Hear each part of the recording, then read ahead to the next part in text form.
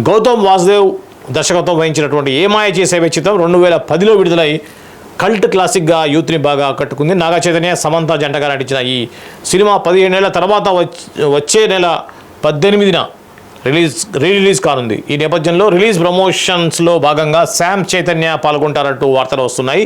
తాజాగా ఓ ఇంటర్వ్యూలో ఈ వార్తపై సమంత స్పందించారు. ఇలాంటి వార్తలు ఎక్కడి నుంచి పుట్టుకొస్తాయో నాకు తెలియదు. చిత్ర బృందంతో కలిసి నేను ఆ సినిమా ప్రచారం చేయడం లేదు.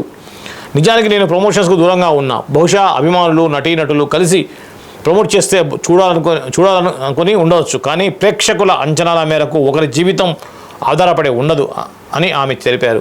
ఏమాయ చేసేవే రొమాంటిక్ డ్రామా నేపథ్యంలో తీసిన చిత్రం. నేటికి ఈ సినిమా అభిమానులు జెస్సీ కార్తిక్ కెమిస్ట్రీని నటనలో ప్రశంసిస్తూనే ఉంటారు. ప్రస్తుతం సమంత నటిగానే కాకుండా నిర్మాతగా కూడా ప్రేక్షకులు ఆదరిస్తున్నారు. ఆమె నిర్మాతగా తీసిన ఫీచర్ ఫిల్మ్ శుభం ఇటీవలే విడుదలై ప్రేక్షకులకు మంచి ఆదరణ దక్కించుకుంది.